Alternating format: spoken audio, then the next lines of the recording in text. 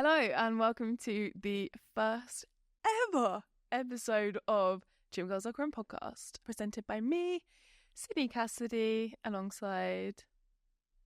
You're going to introduce yourself? Ellis. Hello.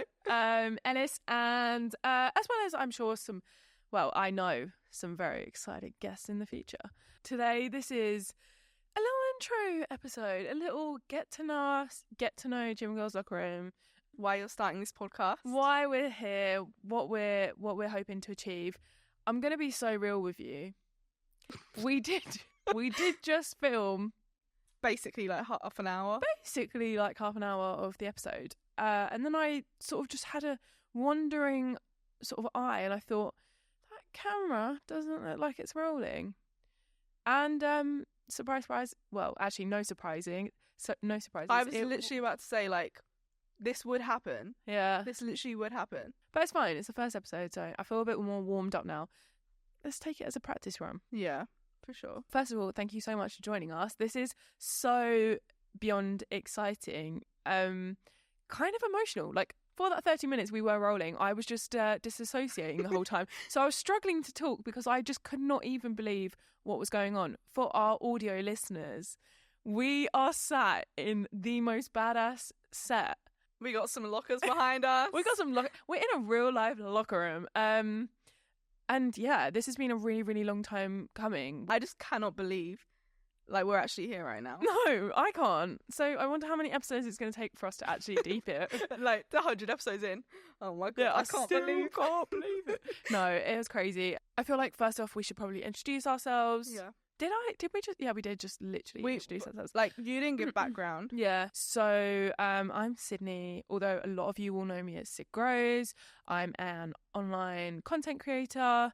I post gym videos, encouraging women to get, like, into the gym. I do very, like, fly-on-the-wall content.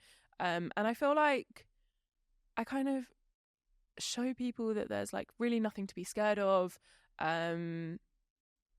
I'd kind of just bring everyone along, my own journey.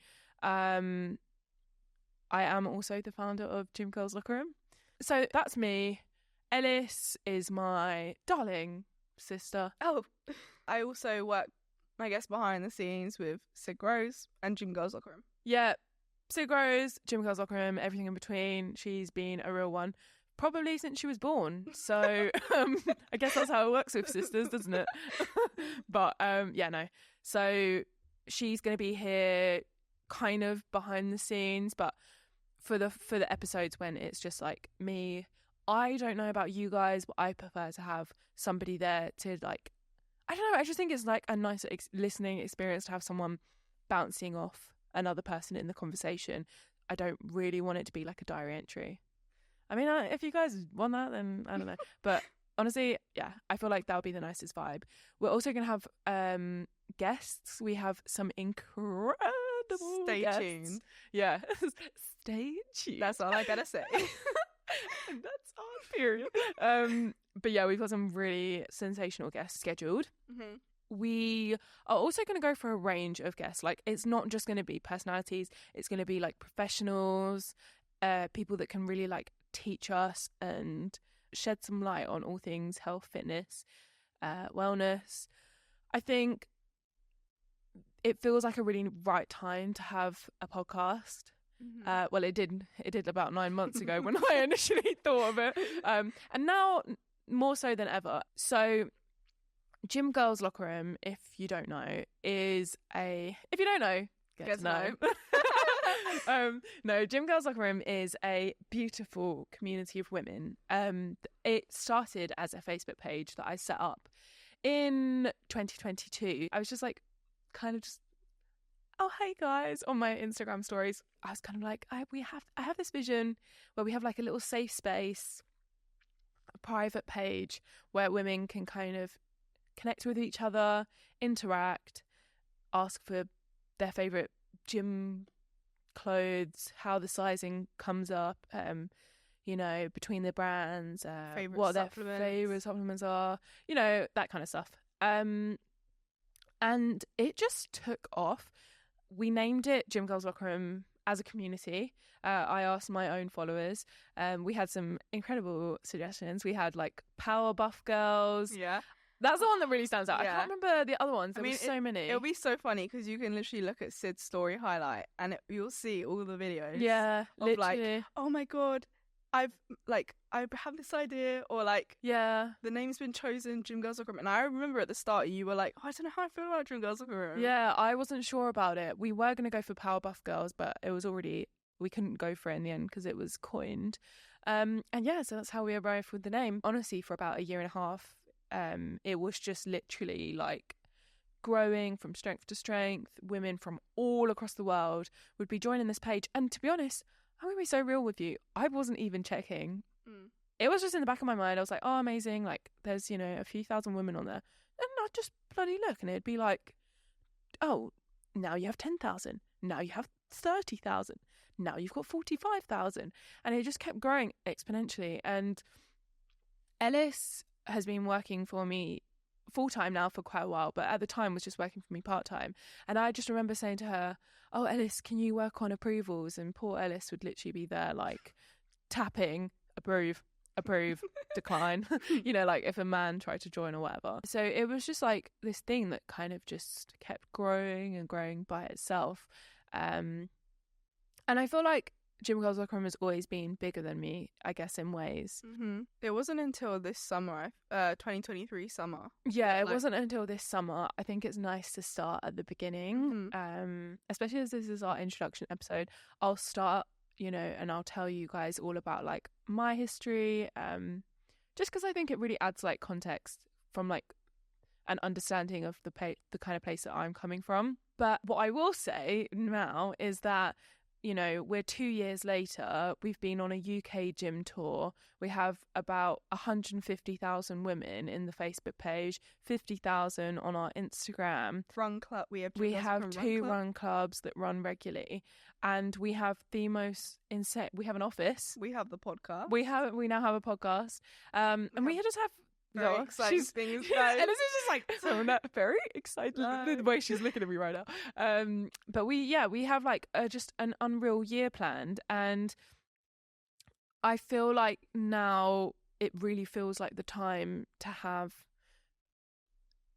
a podcast and to have a space where we can have some really like open and frank and candid conversations as women, because although you're not with us actually, you know, physically, you are with us wherever you are, doing the dishes, on the cardio running machine, on the way to work, driving, or just watching us on YouTube.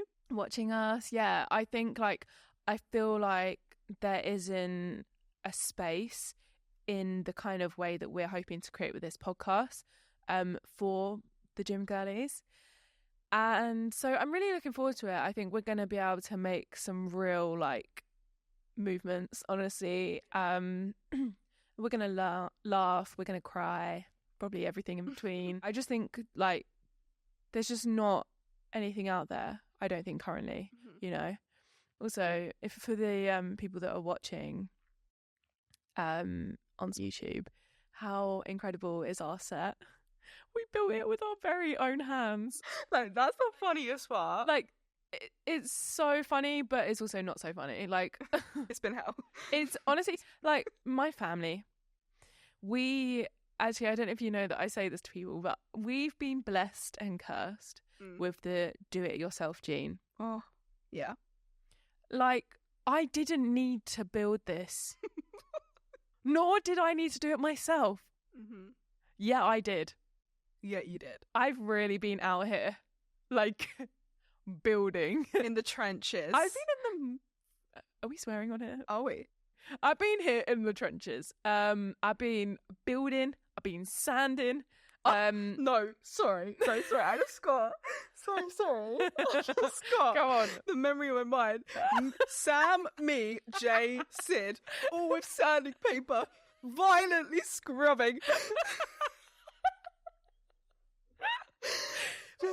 Let me paint the picture, okay? So we've got a set. It's got three white walls. We've then got blue lockers with stickers and Polaroids, and then we've got like posters around the set, and we're sat on a sofa. It looks honestly sensational from what we really had to work with. Like I am a DIY second-hand thrifting queen. I'm not buying anything new if I don't have to. Mm-hmm. So we got the walls. We literally made these walls out of tiny pallets, or like, I don't even know what you call them, like segments from my boyfriend's work.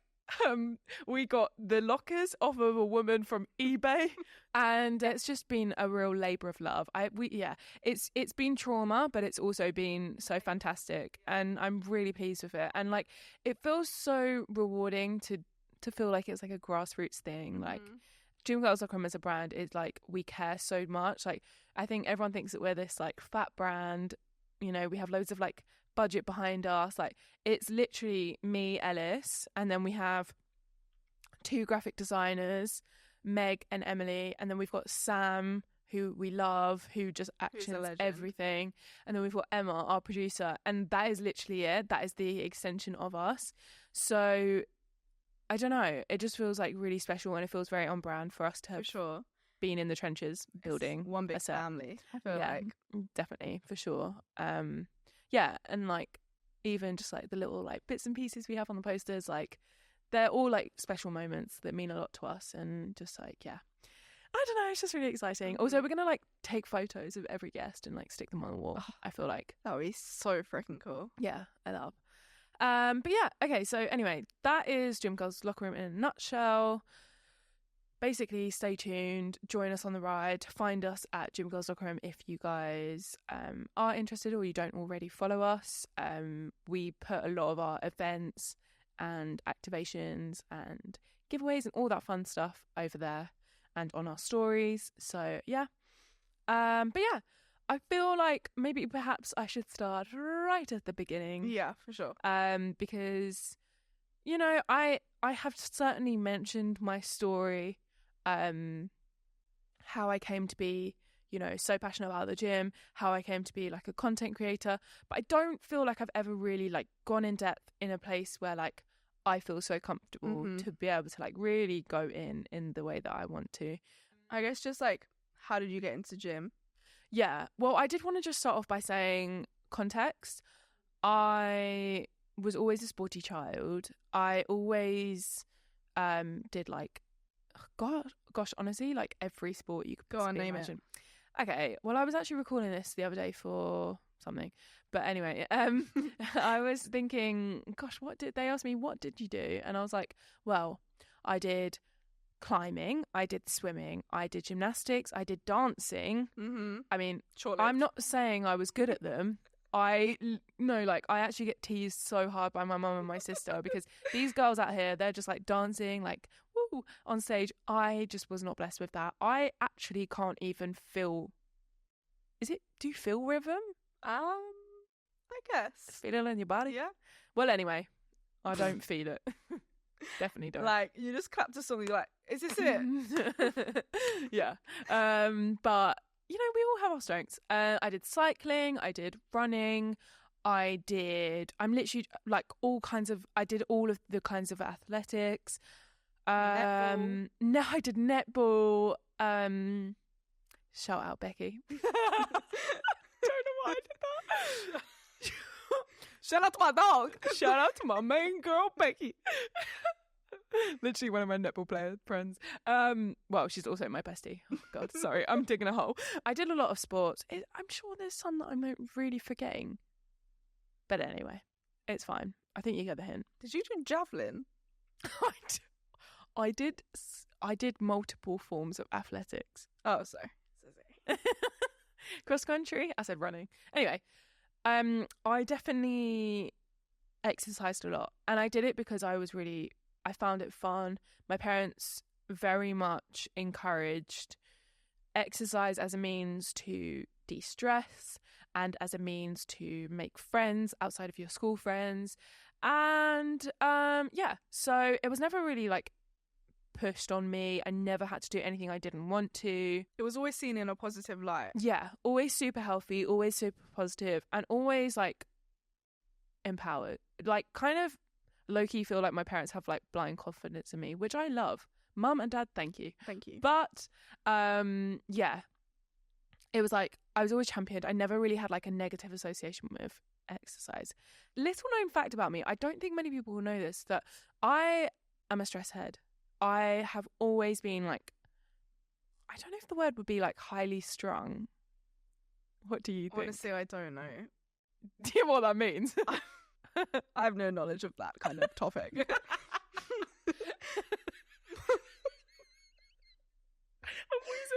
Okay, well, anyway, doesn't matter. But I've always been like super anxious, super like nervy. Some little anecdotes for you.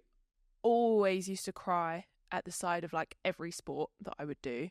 When I was much, much younger, you know, swimming, I would cry on the side of the pool, you know, not wanting to leave my mum until like playtime at the end, and then I'd go in for like 5 minutes. So I've always been like someone that is just, I'm a feeler. I'm very Anxious. Yeah. Did I mention I have anxiety? I'm a sensitive person, so I feel things quite deeply. So if something would upset me, it would upset me quite a lot. The reason why I'm saying all of this is because my parents growing up really encouraged using exercise as a way for me to kind of get out all of that anxious energy and that, like, you know, those feelings inside of me. And so it was always kind of encouraged to kind of get endorphins flowing and that sort of thing. So I feel like that's really necessary for what I'm about to explain. And it just gives you a bit of context for like me as a person and like the kind of character I am. So I would say my fitness journey started in November of 21. I had just finished university. We were coming out of like COVID. I was really feeling the effects of that. Found out literally the other day that like some people have like had like the most pleasant pandemic. Really? Well, like in terms of lockdown, mine was like rough. Ellis and I were sharing a room. Oh my god. Look, let's not bring. I mean, we can go there, but we don't need to.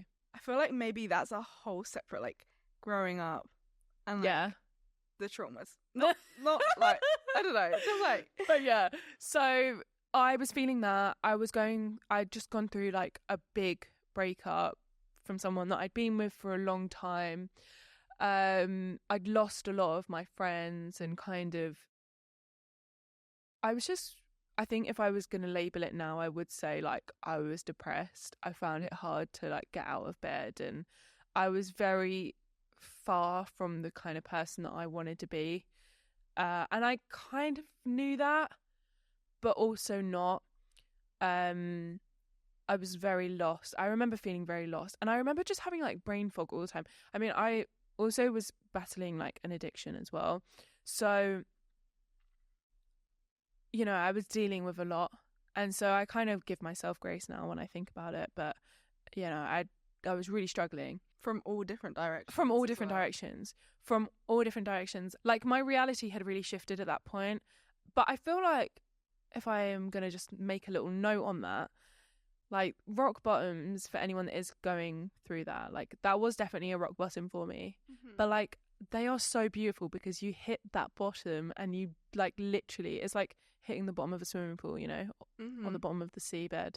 You like bounce up from it. You learn so much as well. Like you, like being at the lowest of lows, you just, I don't know, and learn so much. Yeah, and there's no way up. The only way is up. Yeah. Like when you've hit your bottom, your rock bottom, you don't have a support system, you've lost your friends, you've lost like your partner, or you don't know who you are. Yeah. You like can't.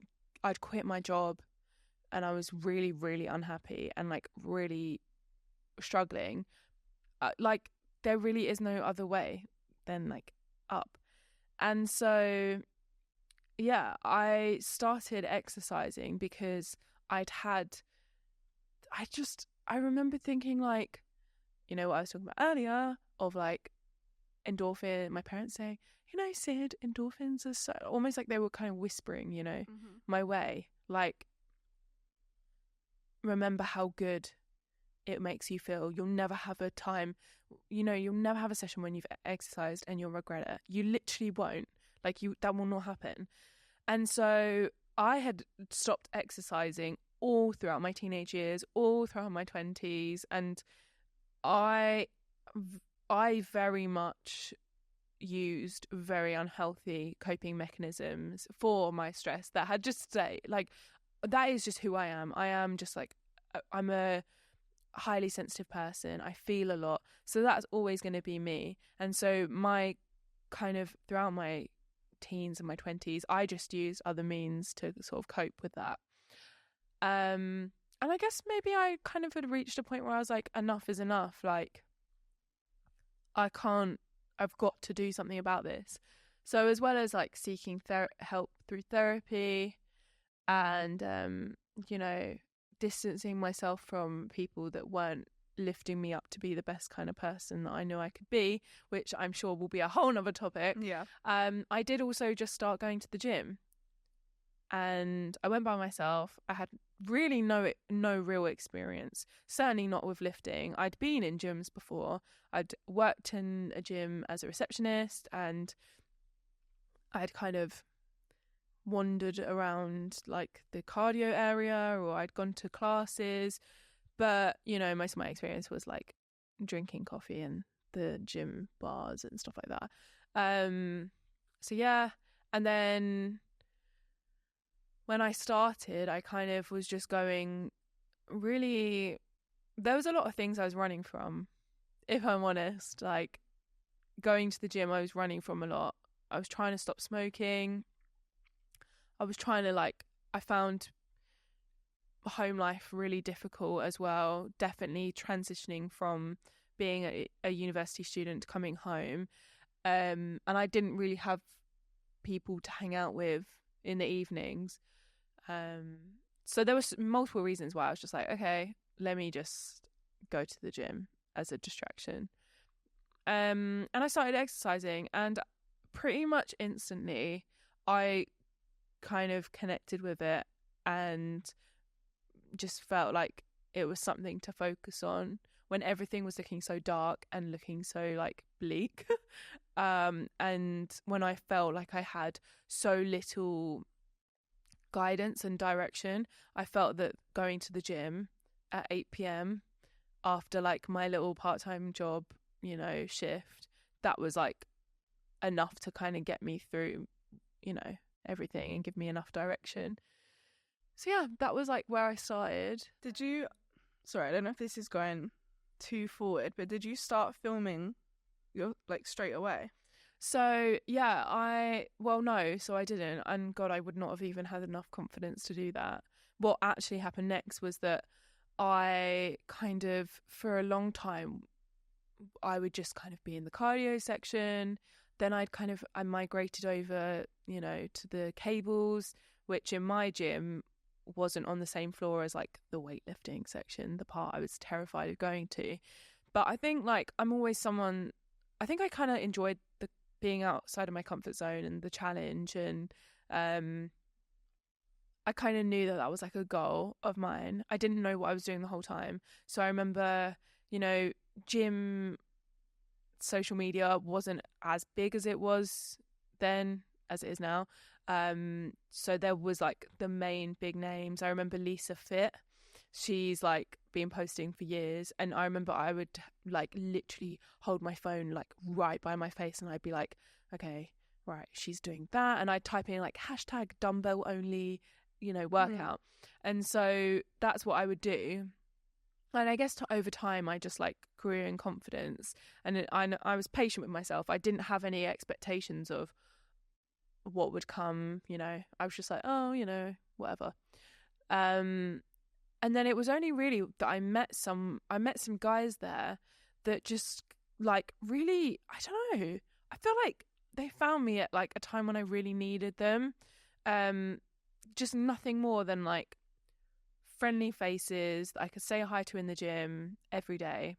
And they were the ones that kind of really like broke that barrier for me of like stepping into that unknown, you know, no man's land of like the weightlifting room. Mm-hmm.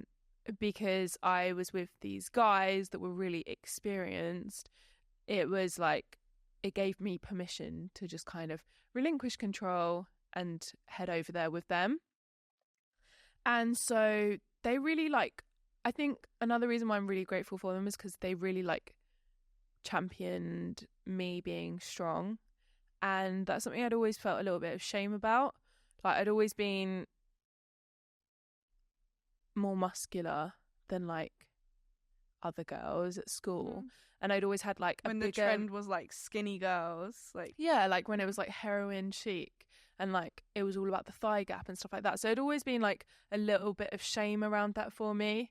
And obviously at this point when I'm starting at the gym, I was not at all aware of like the gym or like gym aesthetics, or, you know, I was not even going, there was not even an ounce of me that was going for aesthetics.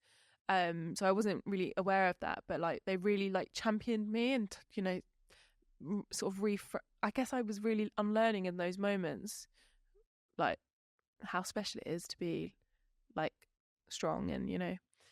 But yeah, so and it kind of just snowballed from there. I really felt safe there, and I found it became my like home, and it became my safe place and a place where I then began to like go to de-stress. And I just, over the course of like, let's say the period of time we're talking about, like that next 6 months, I just threw myself into it. I was still working as a nanny part-time, but I just watched myself just like bloom and just really grow in confidence and in self-respect, and kind of in like getting healthier, stronger boundaries with myself. And I really was able to see, like, you know, people that are into the gym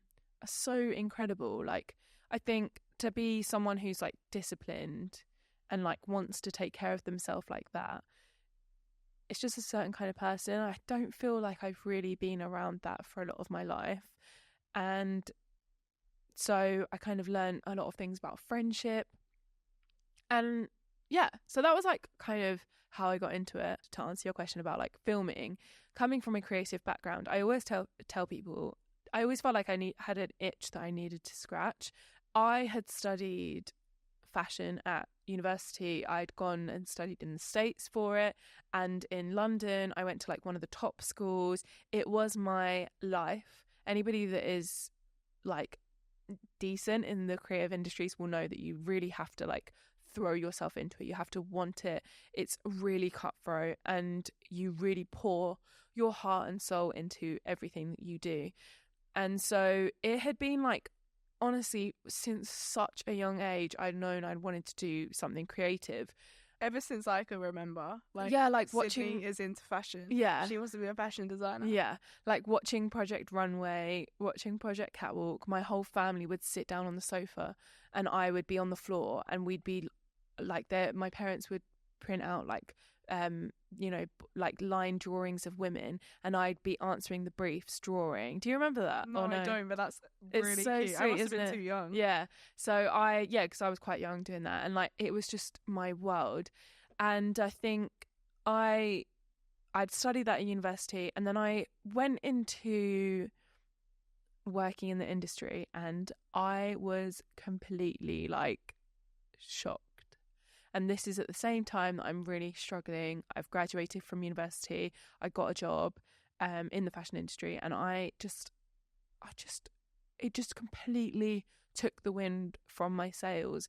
I could not believe, I mean, respect to like anyone that works in those industries, and I know they're not all the same, but it was a real shock for me, and I very quickly realised like that was not for me. So I quit my job I quit my job, I think also because mentally I was really struggling, but I also quit my job because I hated it there. And I remember, sorry, go on. you had a like a checklist. Oh my God, I so did. And how many, what was it? Was this for your internship? And it was like 60, 30 days, whatever. Every day you'd tick it. I had a month's notice to like leave, and I had written in my journal a checklist. Like I'd literally boxed 30 boxes, and I was ticking off every goddamn day that I had to work there. I was just miserable. And, you know, when I made that decision, which felt so like finite, to quit and like to say, not only am I quitting this job, but I'm quitting fashion, everything I've worked on, you know, like everything that I've put my heart and soul into. I remember my friends and family being like, no, are you sure? Really? And I would say, yes, I am sure, because I don't want to be somewhere where I'm overworked, undervalued, and underpaid. You don't want no part of that. No, I don't want none of it. I think it was just crazy because it's like that was your identity, I feel like, at the time. Yeah, certainly. I think if we like bounce forward on the timeline a bit, I'm gonna just jump to like now quickly, and then I'll go back again. But if we actually reflect on that was a really like profound moment in time. That decision I made had such an impact on like where I am now, and like that was such a leap of faith. But I really in that moment made a decision of like, there's more to life, and I want to be somewhere where I'm valued. I want to be somewhere where I'm like, you know, paid decently for my time. And I want to be somewhere where I like, yeah, I just want to go, I want to follow my heart and my passion. And like, it was a really big decision, but I really felt like that was the first time I'd kind of actually been really honest with my heart and like decided like, no, this is not what I want to do. And it came at a time when I was exercising a lot. And I think, I don't know, perhaps there's some sort of like relationship there between the two. I don't know. But yeah, going back, the reason I mentioned about like working in fashion is because I always, despite the fact that I was just working as a nanny just to earn money, make ends meet, I feel like I had this like creative itch that I needed to scratch. And so for that reason, I started just filming. I mean, aside from the fact that I'm a perfectionist and that if I'm going to be lifting, I need to be lifting perfectly. And when you start lifting, I think the word's called like proprioception. I think that's the word. It might not be. But it's basically this kind of awareness you have of your limbs. So when beginners start, they really aren't in touch with where their limbs are, and they don't know, say when they squat, they don't know where 90 degree, if I told you squat to 90 degrees, you wouldn't probably know because you're not in tune with that, right? So me being a perfectionist, I wanted to film myself, and I'd record form videos, and I'd really subtly film because I was so nervous. And like, filming was not a thing then. Like now it's very normalized to go in with a tripod set up with the intention of even posting it. That was not a thing at all. It was like you'd feel everyone's eyes burning on you. So that was like not a thing. So I just kind of set it up in the corner. But around that time, people were posting gym videos, very aesthetic, very kind of like layered to a dramatic audio, that kind of vibe, motivational, yeah, like that sort of thing. And I definitely was like interested in that. I was like, oh, this is so cool. Like for me, consuming that kind of social media, the fitness kind of thing, it really, I don't know, I feel like it was helping me just kind of like make fitness my world and like really embrace it, you know, when I'm outside of the gym.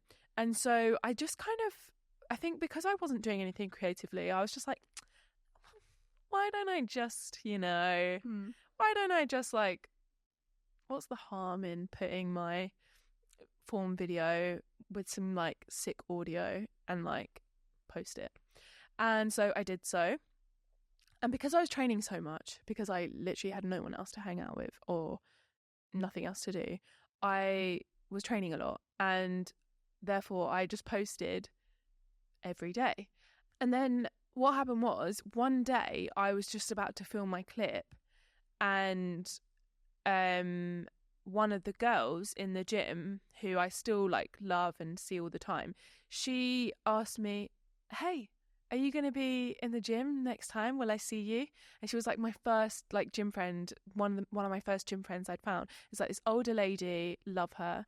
But yeah, and so I turned round, and for some reason, I just thought, oh my gosh, that's actually a really sweet encounter. So I named it, I posted it, and I named it Wholesome Gym Encounter. And I put like the captions on the screen, and there really wasn't anyone. I mean, this is like 22. There was really not anybody doing gym encounters like that kind of like fly on the wall. There was no mics or anything like that. It was just a really chance interaction that I posted. And it went viral, and it went like super viral. Your and first one? The first what? Gym encounter? Yeah. Oh, wow. And it went super, super, super viral. And it was really healing for me. And I'll tell you why. Because people were like flooding the comments. Gymshark were messaging me saying like, we'd love to post this. I was like, oh my God, this is insane. But what I loved, and what I really kind of, now I reflect on it, really like value the most, and I think what I found so healing, was that all of the comments that were like flooding this post were being so complimentary of me. And this clip was a chance clip, right? Mm-hmm. I wasn't being anything other than my true authentic self, and people like loved it. Mm-hmm. And so it was this real moment where like I kind of realized, oh, I don't have to be anyone but myself. Like I don't have to, people love me as I am, mm-hmm. and like I'm enough, and all these sorts of things. And I know it sounds like really like dramatic or whatever, but it really sticks out in my mind as like a moment where I realized like, oh, I'm enough as I am. So I remember thinking like, oh, well, if this is what people want from me, just keep doing it. Well, then I'll just keep on doing it. So then that's when I just kind of left the cameras rolling. And I think that's where, like, for anyone that is listening that isn't familiar with my content is very much rooted in showing like the raw kind of just like, again, like candid interactions that just naturally happen in the gym, that say perhaps you weren't very familiar with the gym environment, you wouldn't know actually takes place. But there's this like phenomenal community in the gym, and it's just like there's such lovely encounters and interactions that I've been lucky enough to like, you know, capture and share with the world. And so it's just kind of been sort of that I've continued to do. And I guess over the past few years, about 6 months, that whole situation I've just spoke about, that was probably around March 22. By that point, I'd been doing gym for 6 months, so I felt more confident. I'd made a few more friends. I'd started posting on Instagram and TikTok, and then it done quite well. By the August, I quit my job and I was able to go full time. I think perhaps by the end of that year, I had you part-time, did I? Yes, I remember. It was such a risk for you to quit your job. I remember it was like this massive thing, but you were just like, you know what? Screw it. Yeah. But that was August. Yeah. And I started working part-time with you, just like 3 hours a day. Yeah. In the November. Yeah. You did 3 hours a day every day? Yeah. Really? I don't remember. Every other day. Oh, yeah. Because I was working at a supermarket. Ugh, so iconic. Ellis was working on the meat and fish counter, hates meat and fish. Like, oh my God, like it was hell. It was hard out there. But she went through. I kind of actually enjoyed it. It was, I don't know. We always used to, like, as a family, like my family are massive foodies, and we'd always be like, Ellis. So Ellis used to work at Waitrose. Now, if you're from any other country, it's like a bougie ass. It's like the Queen. Oh, rest in peace. the royal family shop there. Like that's the level. Yes, exactly. And Ellis would always go there and she'd always say, oh yeah, there's so much we had to like give away to everyone. We were like, Ellis, like, give it to us. And we'd every time she'd come home from a shift, we'd give her a grilling because she'd be like, oh yeah, I gave that to the customers for free, or like someone else gave that away, and we'd be like, dude, like, we want that slab of meat, give it to us, give it to the Cassidys. But yeah, so I was just a shy little girl. yeah, you were just like, oh, I don't really care. No, but also you'd bring back bread. Of all things, there'd be like lobster and prawns and like massive, I don't even know what they're called, like hunks of meat. hunks of meat. Is that what you call a man? Absolutely not. No. Wait. A hunk of meat. A hunk of a man. Wait, is that what you said? I don't know. I'm confused. Like a joint. Yes. No, but that, a okay, slab of meat. not that we're going to get onto the waitrose law of Ellis Cassidy, but I worked at 2 different stores. The first store didn't care. They were like, take whatever the hell you want. The second store, they were a lot more strict. They were like, you cannot take from the counter. And I would say to Ellis, I would literally prep Ellis because, like, you can't tell me not to do something that I believe in.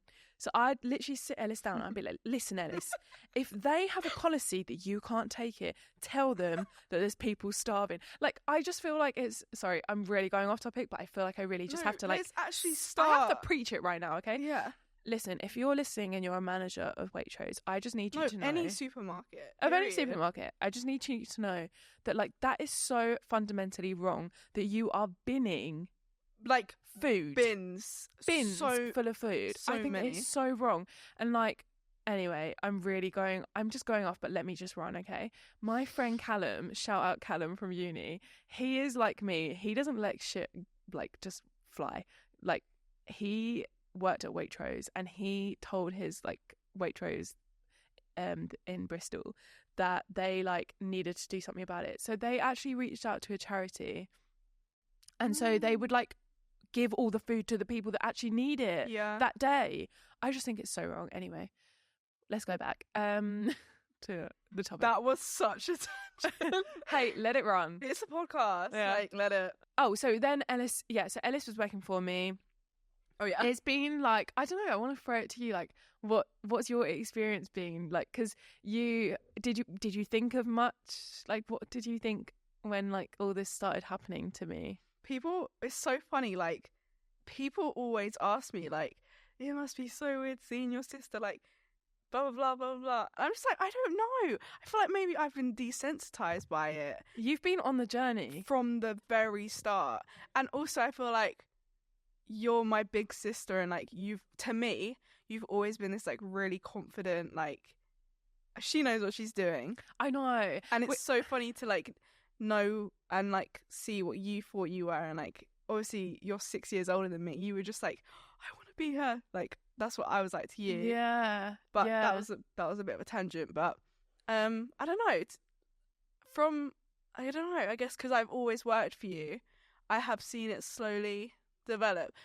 I feel like the more crazy things are, like, things like this, like the podcast, like Gym Girls Locker Room, like, I don't know, the more, like, businessy side of it, I'm just like, what the hell is going on? Yeah, that's the thing that's crazy, is, like, it just started, like, I just feel like I fell into this, like, also I feel like maybe it is just, like, meant to be, like, it seems right, all of this. Yeah.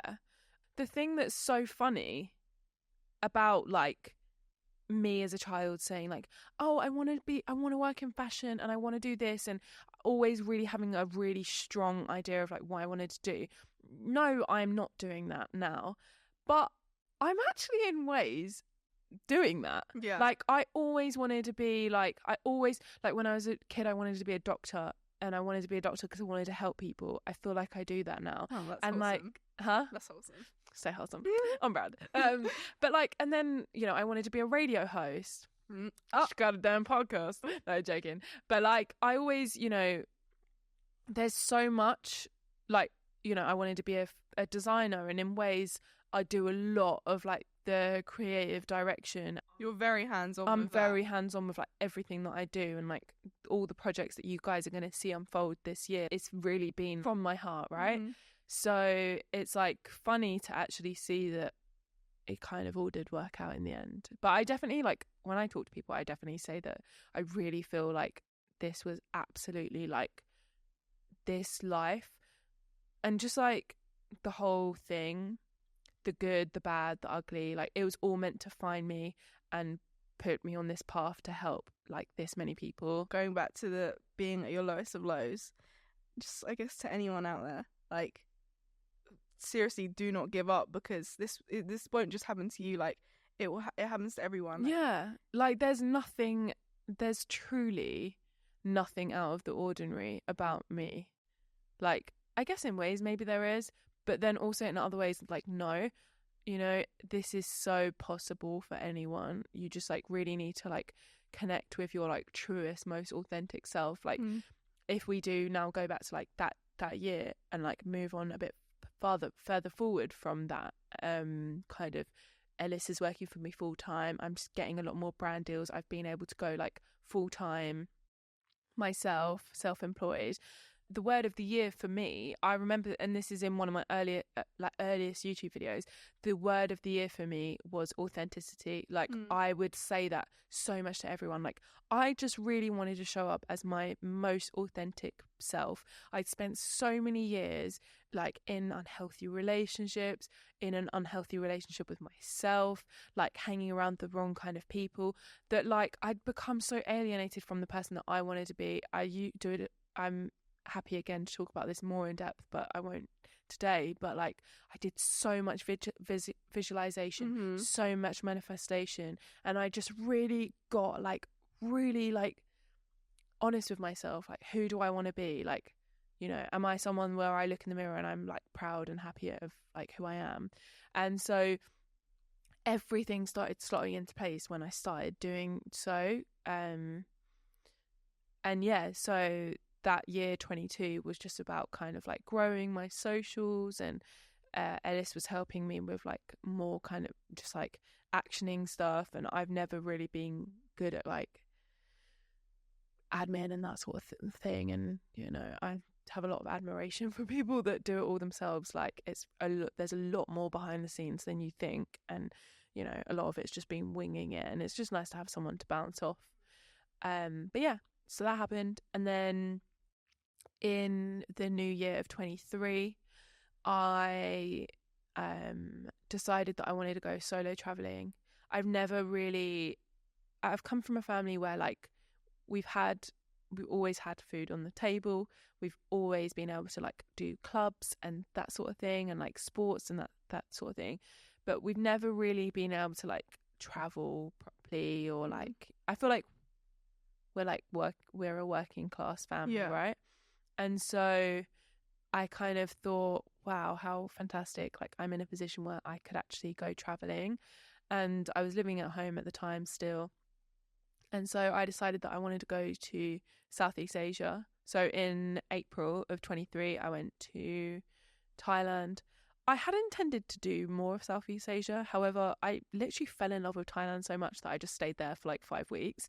And then I ended up coming back early because I had a very special opportunity come from Gymshark. And so I came back for that because I just got my visa extended, was loving life in Thailand. I didn't think you'd come back. I was like, this is hell. Yeah, literally what you did. And then I literally got like an email from Gymshark, and I'd had a kind of relationship with them. They'd always gifted me stuff, like because they reshared a lot of my content and that sort of thing. But it's actually quite funny to this day, whenever Ellis and I get like a big opportunity come through, we have a shared email, and whenever we get like a big opportunity, Ellis just goes, like, she just texts me or she just shouts, "Send!" And then I'm like, "What?" And she's like, "Email!" And like, we just look. Even this morning. And it's like, I went, email. Look, email. Because it's like, she knows I want to, don't ruin the surprise. So, yeah. So it said like, Gymshark X Sydney. And I was just like, no freaking way. You filmed the reaction. Yeah, you knew Yeah, by my tone. You I were know. like, Yeah, I knew. I remember that. I came downstairs and I was just like, "Is this something where I should be filming?" It's like, yeah, definitely. just to interject, but like you filmed every part of your journey. I know. Like, not for it to end up being anywhere, but I don't know. You filmed everything. Yeah. Well, it's funny because I do take photos and videos of everything, but I've always been like that. I've always been. I love taking photos. I love looking back and just capturing moments. I find it really special and beautiful, and that's like another thing where it's just like, oh, it's funny that this is what I'm doing because it's actually something I've always been like so passionate about. But yeah, so then we're kind of getting into like Gymshark era. It's now 2023. I've come back from traveling, and I went to Lift Manchester. Is that right? Yeah, Lift Manchester was April, I'm pretty sure. Yeah. So I went to Lift Manchester.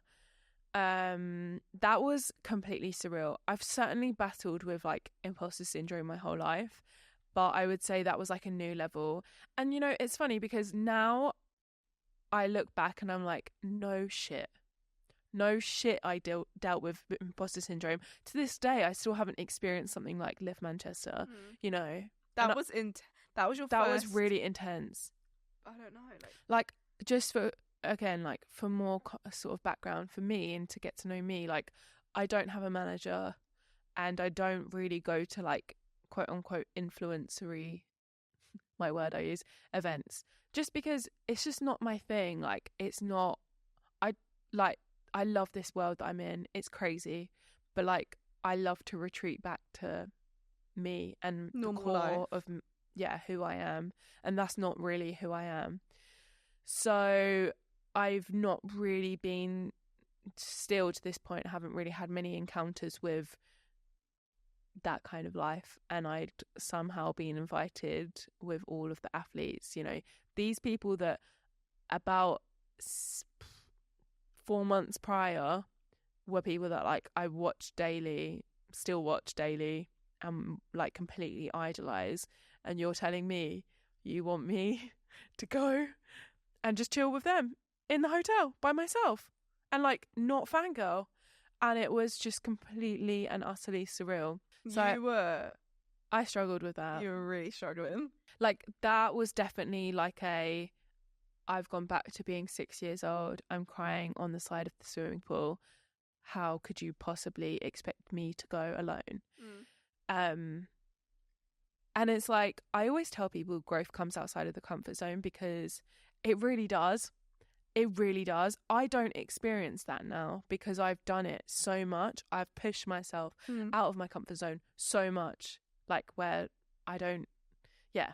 So I go, I meet like my freaking heroes. I'm just chilling with them like in like a private cinema to watch like Ross Edgley's like premiere. I'm like texting my family the whole time like, guys, this is mental. I'm freaking out. I'm in a huge hotel room in like a 5-star hotel. I then go to the event. I'm in the truck with like all of the athletes. Truck? I don't know why I said truck. I'm literally not in a truck. Thinking... I'm in a coach. I'm in a coach with all the athletes. Everyone's going, Sid, why are you here? You're not an athlete. I'm like, I don't know either. Wink, wink, nudge, nudge. I go there. There's literally lines. Everyone's screaming. I've not experienced anything like this before. At the time, I didn't really have people like come up to me so much in public. Like it was all just completely, you know, alien. We go there. We're in like the backstage room, green room. I'm still just freaking out.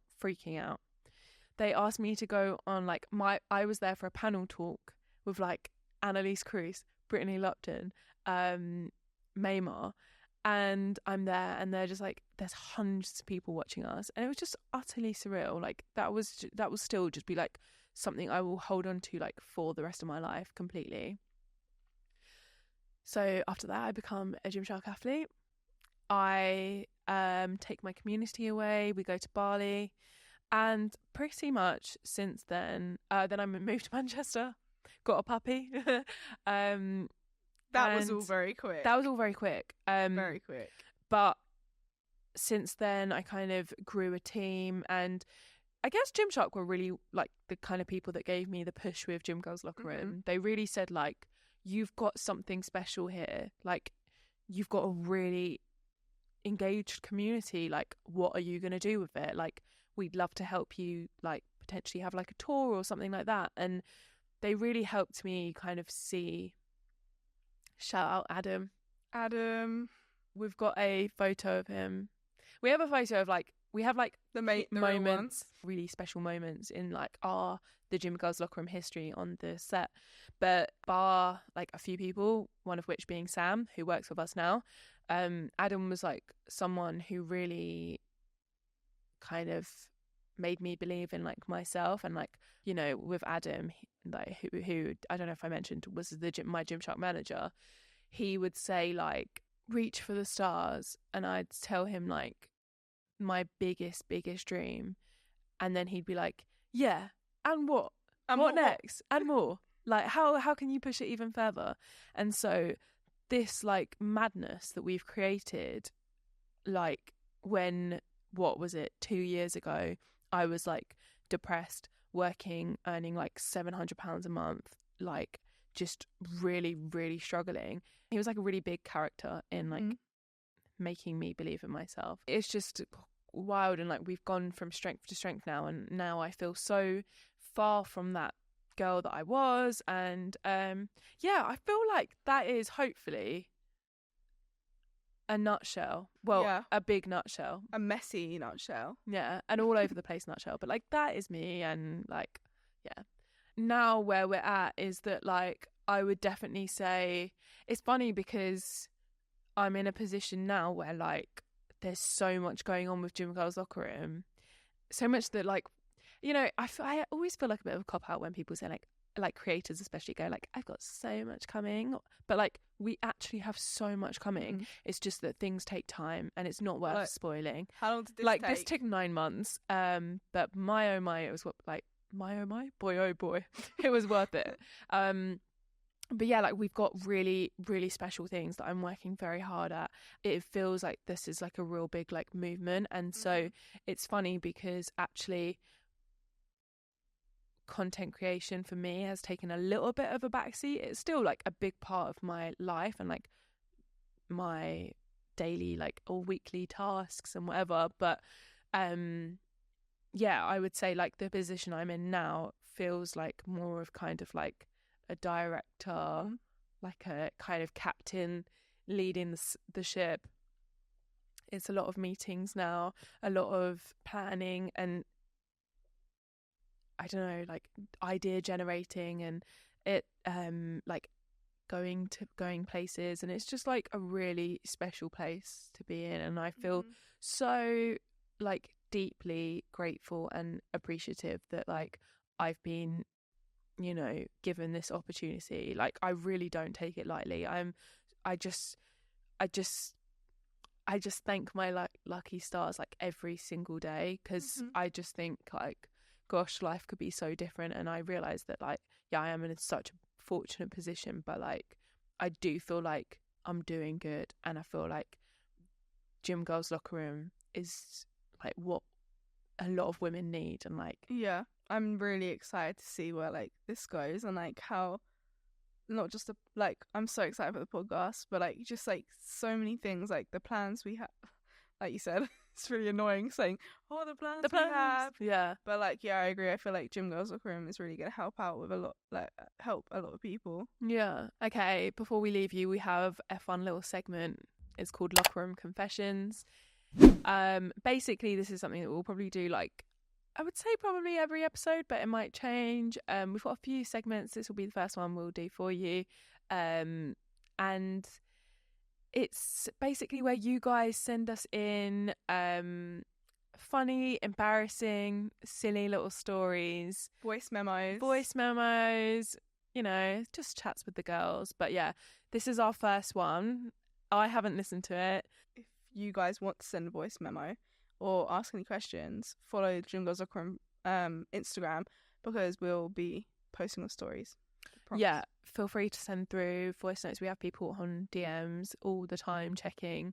So don't share anything that you don't want putting on the podcast. Obviously, we'll keep it anonymous. All right, first ever locker room confession. Hey, so I've got a really embarrassing story to tell. So one day I was at my local Pure Gym doing a back session, and I'm wearing my new sports bra and my new sports leggings. Leggings are fine, the bra kept slipping down. So the gym was super busy, and as I pulled for the back grip, my nipple come flying out, and there was a guy standing right opposite me and seen everything.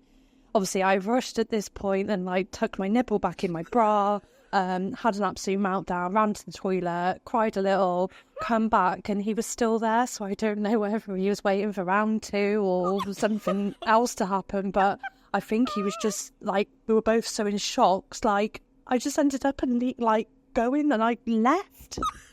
It just left. Oh my god. Oh my God, that's so funny. Wow, that is hilarious. You know, I actually did that. No, I didn't flash a nipple, but oh, did I? No, I didn't. But the minimal bras, I love them from Gymshark, but they're a big slay. They are a big slay, but they're also a big concern. I literally took my top off, and thank God the gym was empty. It was about 11 a.m, so no one was there, but yeah, it's a real concern. Oh my God, that was actually so funny. What do you do after that situation? I need to put just my go on nipple your back day. in. Oh, sorry. It's always. Did she say she was doing a lap pull down? I can't remember. If it was, it's always the lap pull down. Everyone's just they always position it where you have to face someone and just pulling.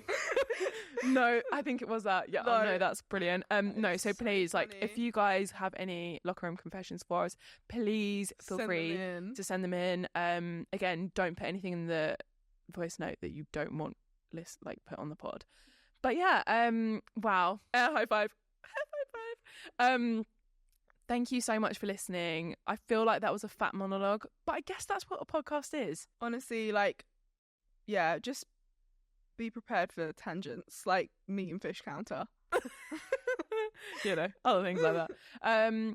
Please do us the absolute honour if you got this far into the pod and give us a big 5-star review on Apple or Spotify, or give us a like on YouTube. It just helps us out massively and pushes us out to a wider audience, and you'll also just be my best friend if you do so. Mm-hmm. You're a real one, and I will love you forever. But yeah, thank you so much for listening. We have a very exciting second episode for you. It's a guest. I cannot wait. Possibly, you know what? I'm not going to say any more than that. No. But just buckle up and be ready. Until then, find us at Gym Locker Room. All right then. Bye bye.